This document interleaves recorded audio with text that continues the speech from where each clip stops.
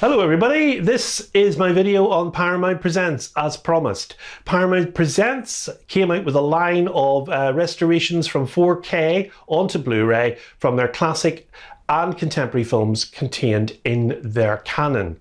And I bought this one, which was the first one I bought, not the first in the collection. The first was Fatal Attraction, the Adrian Lyne film. But incidentally, this is also an Adrian Lyne film. It's number 4. And it's Flashdance.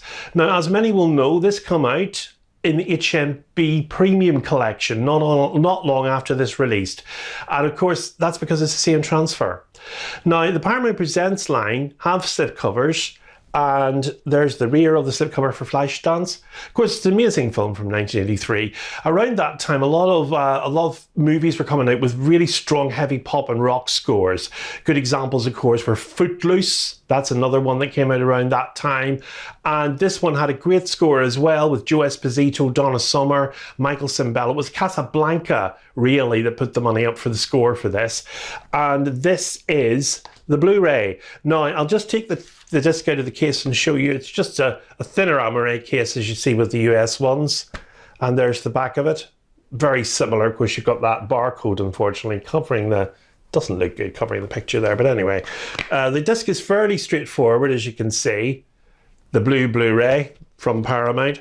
And then obviously take the disc out and you get this artwork inside. Not fantastic, but there is a sort of quote from the director there. Sorry if it goes over my eyes slightly. But the real sort of attraction with Paramount Presents, certainly for me, was on the slipcover. Now let me just put the disc back inside and I'll show you what I mean. So what happens here with the Flashdance release is it opens up to reveal the full artwork of the original poster. Now, all the Paramount Presents titles do this. They have the original poster artwork. And as a collector, I really appreciate that. So obviously they're coming out, I think now at the minute, they've gone up in price, unfortunately, again, but they're between 25 and 30 pounds import to the UK. You can find them on eBay and other retail outlets as well, but they were a lot cheaper. I was getting from about 18 to 20 pounds, which isn't too much more than a UK Blu-ray price, certainly not nowadays anyway. So that's the first one, number 4, that's Flashdance. Now the next one I bought was a more traditional film, and it's from 1955, and it's The Court Jester, starring Danny Kaye. Now this is a 6K film transfer of the original VistaVision negative. Now, it's directed by Norman Panama and Melvin Frank, as I say, from 1955. It starred the delightful Angela Lansbury along with Danny Kaye, Mildred Natwick, and of course, John Carradine. And here is the poster art inside this one, more traditional, as you can see. Very funny film, this, Danny Kaye as the Court Jester. And he made a lot of films around this time, of course. And his career was very popular in the 50s in Hollywood. And he was such an excellent comedic performer, Danny Kaye. And there it is, The Court Jester from 1955. This one is number 13. This next one was a blind buy for me, but I did enjoy it nonetheless. It's Elizabethtown from from 2005. Orlando Bloom and Kirsten Dunst in this film, written and directed, of course, by the guy who brought us Almost Famous, Cameron Crowe. There's a couple of his films in the Paramount Presents collection. Here's the rear of the slipcover. Now, I don't like the poster artwork on this one at all. You can't win them all. I imagine that didn't help sell the film, to be honest. That was the poster artwork for Elizabethtown, and quite frankly, I think it's horrific. Maybe it sort of sums up the film a bit, but to be honest, it wouldn't make me go and see it at the cinema. And in fact, it did get massive box office attention, really. Now, also on the Paramount Presents titles, a bit more maybe than the HMV premiums, you get filmmaker focus, deleted and extended scenes. You also get lots of extra features, music of Elizabethtown, Meet the Crew featurette, training wheels, photo galleries. You get a lot on these releases, more than you get on the UK HMV premium ones, to be fair. So that one is number 14 in Paramount Presents. Now, I've always loved this film, and quite frankly, Faye Dunaway chews the scenery in this. It's Mommie Dearest from 1981. Now, Mommie Dearest is, of course, starring Faye Dunaway and Diana Scarwood, who plays her daughter. Awful woman, Joan Crawford, really, towards her daughter. She had two faces. She had her face at home, and then she had her face to the public, of which that was the one she was most concerned about. And it comes across very strongly in this film that Joan Crawford was two-faced, and this is directed by Frank Perry. Now, it wasn't terribly lauded by critics when it was released. It certainly didn't get much in the Oscar nod area either, because Faye Dunaway's performance was seen to be over the top. I've always liked it, and I don't know why. I can't quite put my finger on why I like it so much. Maybe it's just because Faye Dunaway is such a believable Joan Crawford for me, really. And I don't know why I like it so much. I still to this day don't. And I bought it the second I knew it was coming out on Paramount Presents, which shows really what a powerful attraction for me this film has. Also, features on this are quite good. There's a biographer, Justin Bozung, on the director, Frank Perry, and a commentary by American drag queen Hedda Lettuce. Head of lettuce, I love it. Anyway, here's the poster art inside this one. Not terribly, very sort of iconic looking, and that's a fantastic shot there of Faye Dunaway. But again, I really think that it sort of sells the film, really, to be honest. It does sell the film. It really does. So I love that. My darling Christina with love. Despite the hatred and the bitchiness between the daughter and the mother, she really did love her daughter, but she put her through hell. Now, the next one shot Eddie Murphy to worldwide fame. His first film appearance, and of course it's 48 Hours, and it's directed by Walter Hill. It's from 1982. It has a score from the brilliant James Horner, and of course it stars a great buddy team there, Nick Nolte and Eddie Murphy. It got a Golden Globe nomination as well for Eddie Murphy, this one. So that is a fantastic movie. I've always loved 48 Hours, lots of time for that. Here is the poster art inside the slipcover. That was what you saw. I think that's what we saw on the video release, the VHS of this as well. 48 Hours, there's the rear. This one is spine 19, incidentally. I say spine, but I'm using the Criterion term spine, whatever you want, number 19. Now, 8 years later, Walter Hill came back with the sequel, titled Another 48 Hours. And again, Nick Nolte and Eddie Murphy reprised their roles. This time round, of course, Eddie Murphy had become a worldwide star, a massive Hollywood A-lister, with films, of course, like Trading Places and the brilliant Beverly Hills Cop behind him at that point. So obviously his salary for the film was a lot higher than the original had been, but nonetheless, it wasn't a bad sequel. It wasn't brilliant, but it wasn't bad.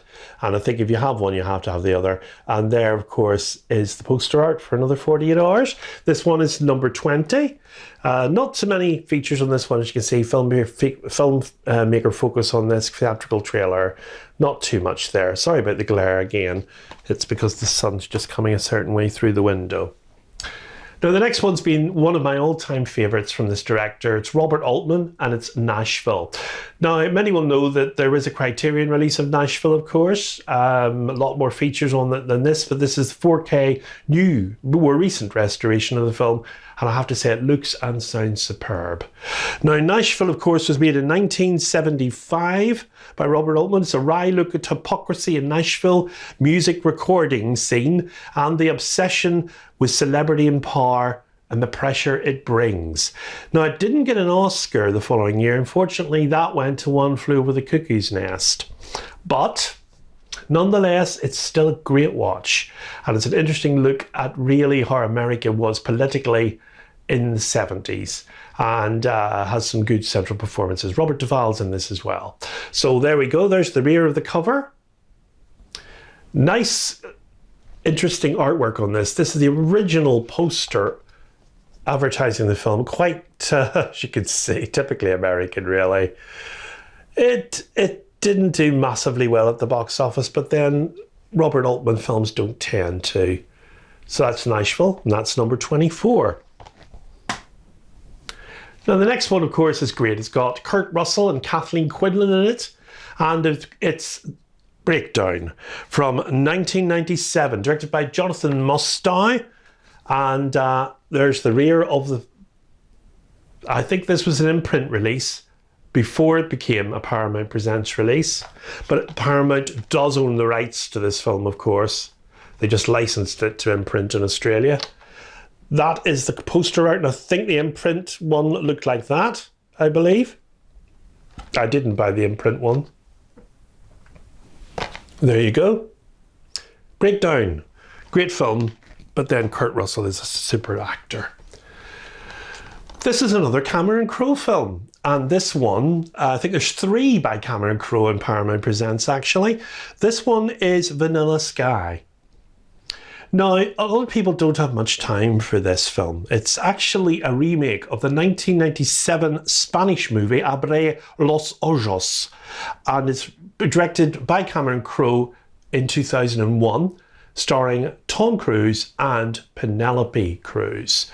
Now, I think this film is misunderstood, I would say.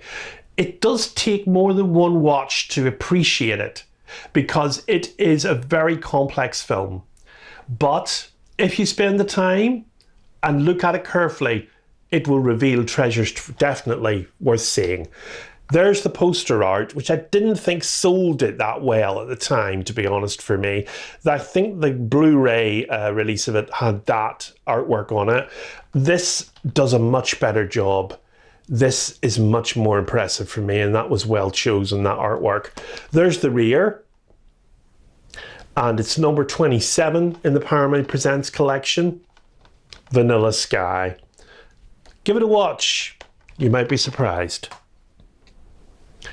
I was so excited when I heard this film was being announced to Paramount Presents. I think there's maybe been DVDs of this, but I'm not sure there's ever been a Blu-ray release, and it's Ragtime from 1981. It's directed by Milos Forman. Now, if that name sounds familiar as a director, he directed One Flew Over the Cuckoo's Nest and, of course, Amadeus. Now, this is set in the 1900s. It's got theatrical and unrated versions of the film in it, and it's set in Atlantic City. And the extended director's work print film is exclusive to this release. And Randy Newman did the music score. So what's not to like? It's nearly 3 hours long as well, so it's a very, very long film. And there's the poster artwork for Ragtime. As you can see, sort of encompassing the main elements there. 2 discs in this, of course, because you get two film prints. And I'm so pleased to finally see this getting restored as it should be to Blu-ray. It's one of those great 80s movies. Siskel and Ebert give it a thumbs up, a massive thumbs up. I remember watching that review and being very impressed how impressed they were with it. Now, the thing about this film was it won an Oscar for Timothy Hutton.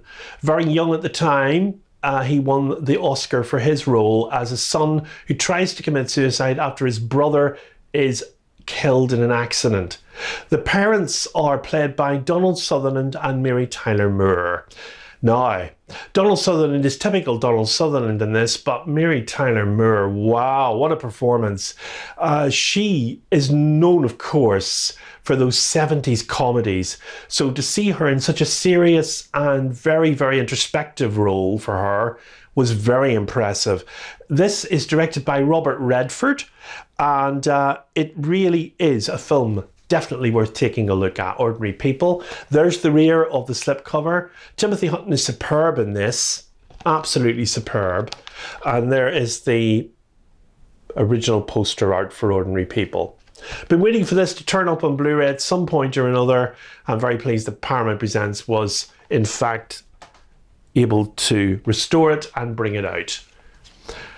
And we come to the last one I've bought so far. Now this one is the full-on 4K, the first in the Paramount Presents collection. And it's The Man Who Shot Liberty Valance. What a movie. 1962, this was made, directed of course by the classic Western director John Ford. This has 2 discs in it, a Blu-ray, features, and basically tons of features on the Blu-ray. And then the first disc, of course, is the 4K HDR transfer. It starred John Wayne, James Stewart and Lee Van Cleef. What a cast. And I'm just going to mention about what's happened here. Paramount Presents has now licensed a lot of their movies to come out on 4K to Kino Lorber. So we're going to see more Paramount Presents titles, or Paramount titles should I say, hitting 4K through Kino Lorber and the licensing agreement that they've signed with them. And that's very exciting. Might see the end of the Paramount Presents line now as such, but of course it means they won't be coming out on Blu-ray, they'll be coming out on 4K. And it certainly means that already well-established Kino Lorber 4K will continue even stronger with such fantastic catalogue that Paramount can give them. So we're very excited to see what that offers. So we come to the end of the line on the ones I bought so far. Coming to Paramount Presents next, we've 2 more titles, and that's The First Wives Club with Bette Midler, Diane Keaton and Goldie Hawn. A lovely 90s comedy, that one. 1980 Rough Cut. That starred David Niven and Burt Reynolds and Leslie Ann Downes. It's a lovely little film as well. It's about sort of jewellery robbers, really. So it's super what's on the way. They're both Blu-ray from 4K restorations, those 2. I've got those on pre-order now. So other Paramount Presents titles I didn't get because I already had bought them either through HMV Premium or other ways. There's Trading Places, Harold and Maude, as I say, the very first one, Fatal Attraction, Ghost, Almost Famous, not the 4K release, but the 4K to Blu-ray restoration from Cameron Crowe, King Creole, the Elvis Presley movie, To Catch a Thief, Days of Thunder, which also is on the HMV Premium and available on 4K, of course, from Paramount. We have Pretty in Pink, also HMV Premium. Airplane, I believe that is also HMV Premium. The Golden Child, see a pattern here, also HMV Premium. They're all the same transfers, by the way. Bugsy Malone and Love Story. I have all of those in my collection through other means already, so I didn't repurchase those. So I'm going to leave you now with the complete list of all 33 planned and existing releases from Paramount Presents. I hope you enjoyed this video. I'm going to do another one. I've decided to do one on my Second Sight collection. A lot of people are mad on the Second Sight box set releases. I've bought probably nearly every one so far. Some of them are completely out of print now and really hard to get hold of. But I take you through those on the next video. So catch you on the next one. Bye for now.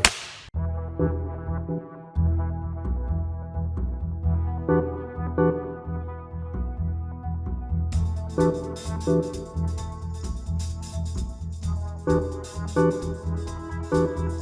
you.